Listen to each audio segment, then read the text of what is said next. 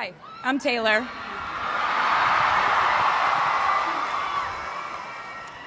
Last time I was in a stadium this size, I was dancing in heels and wearing a glittery leotard.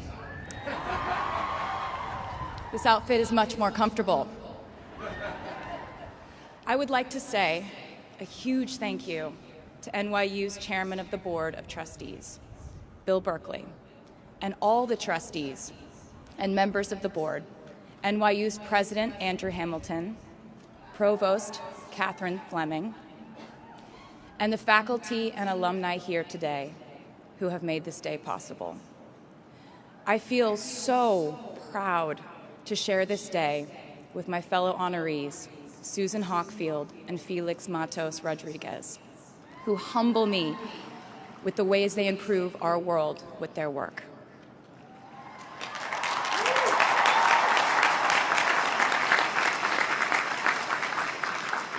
As for me, I'm 90% sure the main reason I'm here is because I have a song called 22.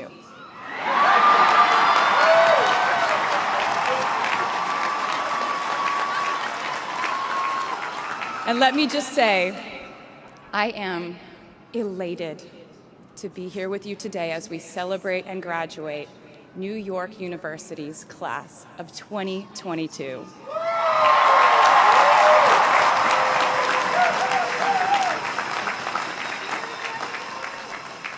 Not a single one of us here today has done it alone. We are each a patchwork quilt of those who have loved us, those who have believed in our futures, those who showed us empathy and kindness, or told us the truth even when it wasn't easy to hear. Those who told us we could do it when there was absolutely no proof of that. Someone read stories to you and taught you to dream, and offered up some moral code of right and wrong for you to try and live by. Someone tried their best to explain every concept in this insanely complex world to the child that was you as you asked a bazillion questions, like, how does the moon work, and why can we eat salad but not grass? And maybe they didn't do it perfectly. No one ever can. Maybe they aren't with us anymore. In that case, I hope you'll remember them today. If they are in this stadium, I hope you'll find your own way to express your gratitude for all the steps and missteps that have led us to this common destination.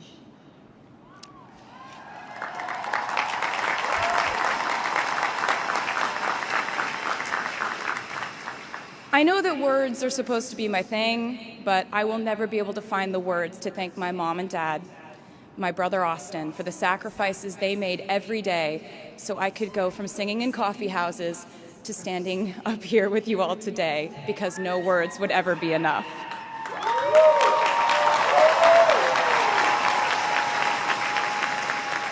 To all the incredible parents, family members, mentors, teachers, allies, friends, and loved ones here today who have supported these students in their pursuit of educational enrichment, let me say to you now, welcome to New York. It's been waiting for you.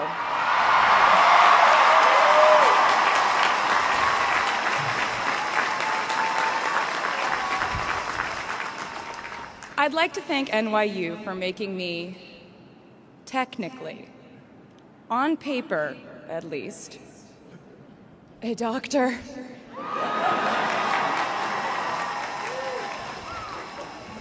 Not the type of doctor you would want around in case of an emergency. Unless your specific emergency was that you desperately needed to hear a song with a catchy hook and an intensely cathartic bridge section.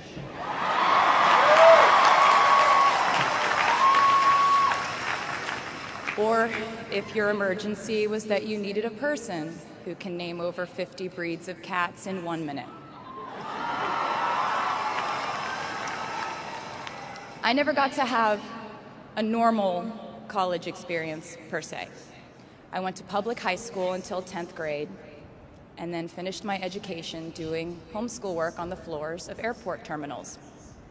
Then I went out on the road for radio tour, which sounds incredibly glamorous, but in reality, it consisted of a rental car, motels, and my mom and I pretending to have loud mother-daughter fights with each other during boarding so no one would want the empty seat between us on Southwest.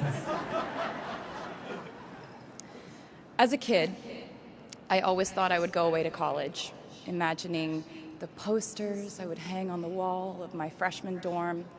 I even set the ending of my music video for my song Love Story at my fantasy imaginary college, where I meet a male model reading a book on the grass, and with one single glance, we realized we had been in love in our past lives. Which is exactly what you guys all experienced at some point in the last 4 years, right?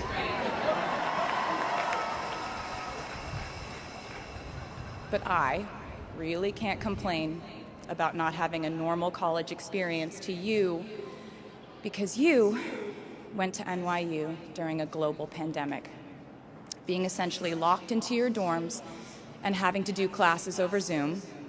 Everyone in college during normal times stresses about test scores. But on top of that, you also had to pass like 1,000 COVID tests. I imagine the idea of a normal college experience was all you wanted too. But in this case, you and I both learned that you don't always get all the things in the bag that you selected from the menu in the delivery service that is life. You get what you get. And as I would like to say to you wholeheartedly, you should be very proud of what you've done with it. Today, you leave New York University and then go out into the world searching what's next. And so will I.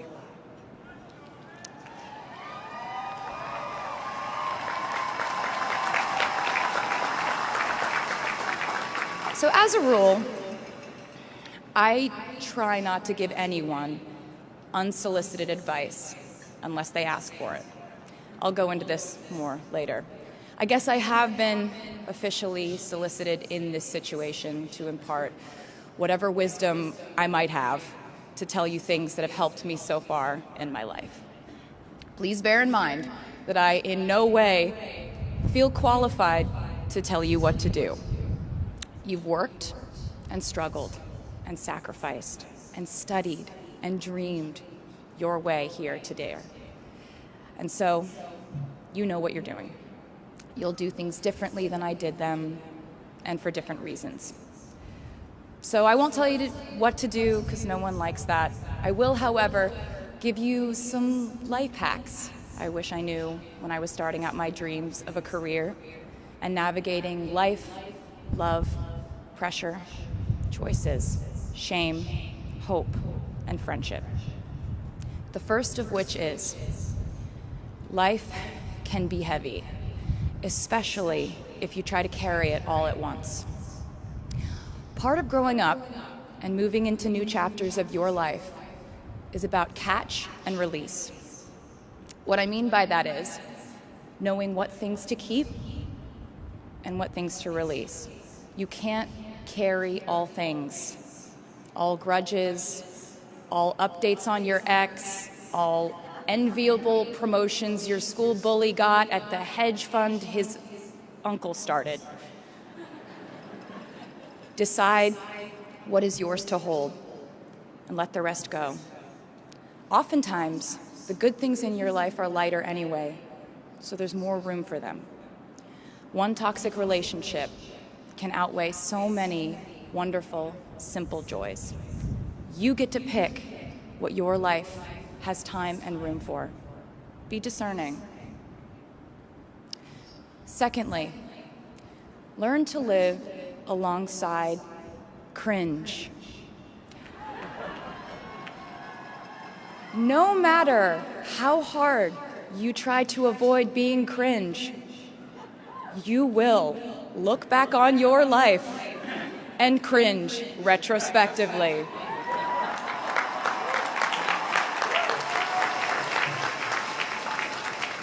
Cringe is unavoidable over a lifetime. Even the term cringe might someday be deemed cringe. I promise you, you're probably doing or wearing something right now that you will look back on later and find revolting and hilarious. You can't avoid it, so don't try to. For example, I had a phase where, for the entirety of 2012, I dressed like a 1950s housewife. But you know what? I was having fun. Trends and phases are fun. Looking back and laughing is fun. And while we're talking about things that make us squirm but really shouldn't, I'd like to say I'm a big advocate for not hiding your enthusiasm for things.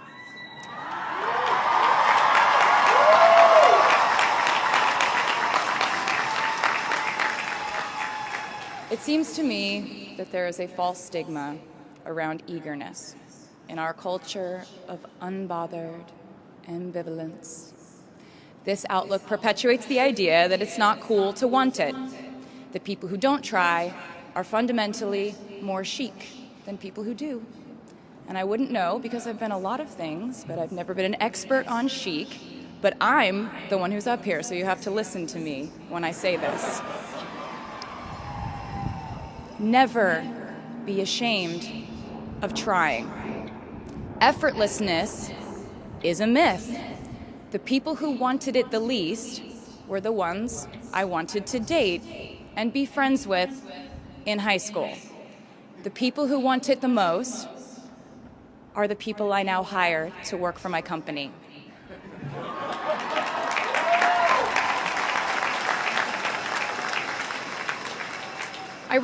I started writing songs when I was 12, and since then, it's been the compass guiding my life, and in turn, my life guided my writing. Everything I do is just an extension of my writing, whether it's directing videos or a short film, creating the visuals for a tour, or standing on a stage performing. Everything is connected by my love of the craft. The thrill of working through ideas and narrowing them down and polishing it all up in the end, editing, waking up in the middle of the night, throwing out the old idea because you just thought of a newer, better one, or a plot device that ties the whole thing together. There's a reason they call it a hook. Sometimes a string of words just ensnares me, and I can't focus on anything until it's been recorded or written down. As a songwriter, I've never been able to sit still or stay in one creative place for too long. I've made and released 11 albums, and in the process, I've switched genre from country to pop to alternative to folk. And this might sound like a very songwriter-centric line of discussion, but in a way, I really do think we are all writers. And most of us write in a different voice for different situations. You write differently in your Instagram stories than you do your senior thesis. You send a different type of email to your boss than you do your best friend from home. We are all literary chameleons, and I think it's fascinating. It's just a continuation of the idea that we are so many things all the time. And I know it can be really overwhelming figuring out who to be and when, who you are now, and how to act in order to get where you want to go. I have some good news. It's totally up to you. I have some terrifying news. It's totally up to you. I said to you earlier that I don't ever offer advice unless someone asks me for it, and now I'll tell you why. As a person who started my very public career at the age of 15, it came with a price. And that price was years of unsolicited advice. Being the youngest person in every room for over a decade meant that I was constantly being issued warnings from older members of the music industry, media, interviewers, executives, and this advice often presented itself as thinly veiled warnings. See, I was a teenager at a time when our society was absolutely obsessed with the idea of having perfect young female role models. It felt like every interview I did included slight barbs by the interviewer about me one day running off the rails. And that meant a different thing to every person who said it to me. So I became a young adult while being fed the message that if I didn't make any mistakes, all the children of America would grow up to be perfect angels. However, if I did slip up, the entire earth would fall off its axis, and it would be entirely my fault, and I would go to pop star jail forever and ever. It was all centered around the idea that mistakes equal failure, and ultimately the loss of any chance at a happy or rewarding life. This has not been my experience. My experience has been that my mistakes led to the best things in my life. And being embarrassed when you mess up, it's part of the human experience. Getting back up, dusting yourself off, and seeing who still wants to hang out with you afterward and laugh about it, that's a gift. The times I was told no, or wasn't included, wasn't chosen, didn't win, didn't make the cut, looking back, it really feels like those moments were as important, if not more crucial, than the moments I was told yes. Not being invited to the parties and sleepovers in my hometown made me feel hopelessly lonely. But because I felt alone, I would sit in my room and write the songs that would get me a ticket somewhere else. Having label executives in Nashville tell me that only 35-year-old housewives listen to country music, and there was no place for a 13-year-old on their roster, made me cry in the car on the way home. But then I'd post my songs on my MySpace, and yes, MySpace. And I would message with other teenagers like me who loved country music, but just didn't have anyone singing from their perspective. Having journalists write in-depth, oftentimes critical pieces about who they perceived me to be made me feel like I was living in some weird simulation. But it also made me look inward to learn about who I actually am. Having the world treat my love life like a spectator sport in which I lose every single game was not a great way to date in my teens and 20s.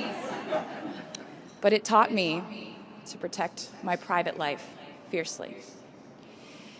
Being publicly humiliated over and over again at a young age was excruciatingly painful, but it forced me to devalue the ridiculous notion of minute-by-minute, ever-fluctuating social relevance and likability.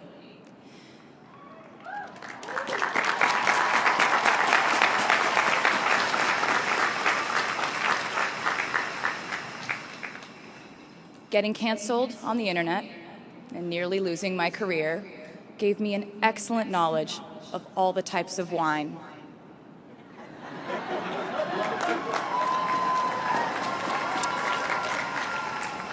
I know I sound like a consummate optimist, but I'm really not. I lose perspective all the time. Sometimes everything just feels completely pointless. I know the pressure of living your life through the lens of perfectionism. And I know that I'm talking to a group of perfectionists because you are here today graduating from NYU.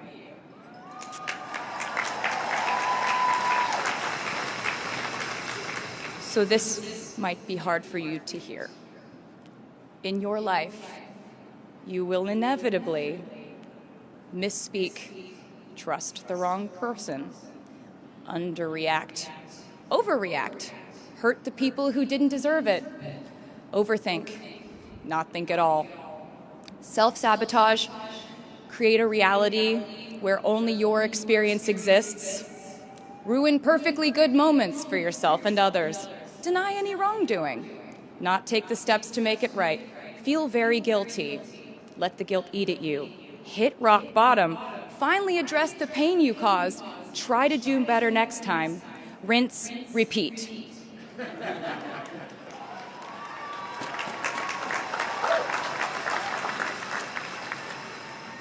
And I'm not going to lie. These mistakes will cause you to lose things. I'm trying to tell you that losing things doesn't just mean losing. A lot of the time, when we lose things, we gain things too. Now you leave the structure and framework of school and chart your own path. Every choice you make leads to the next choice, which leads to the next, and I know it's hard to know which path to take. There will be times in life where you need to stand up for yourself, times when the right thing is actually to back down and apologize, times when the right thing is to fight, times when the right thing is to turn and run, times to hold on with all you have, and times to let go with grace. Sometimes the right thing to do is to throw out the old schools of thought in the name of progress and reform. Sometimes the right thing to do is to sit and listen to the wisdom of those who have come before us. How will you know what the right choice is in these crucial moments? You won't. How do I give advice to this many people about their life choices? I won't. The scary news is you're on your own now. But the cool news is you're on your own now.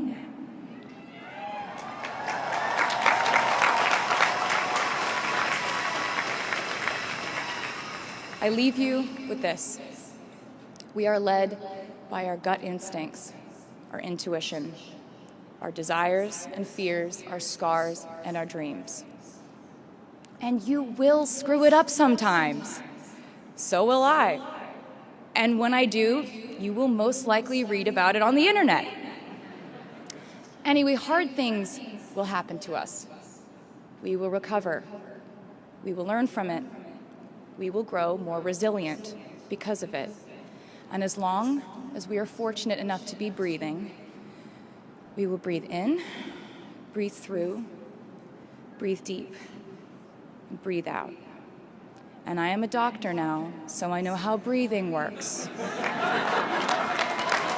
I hope you know how proud I am to share this day with you. We're doing this together, so let's just keep dancing like we're the class of 22.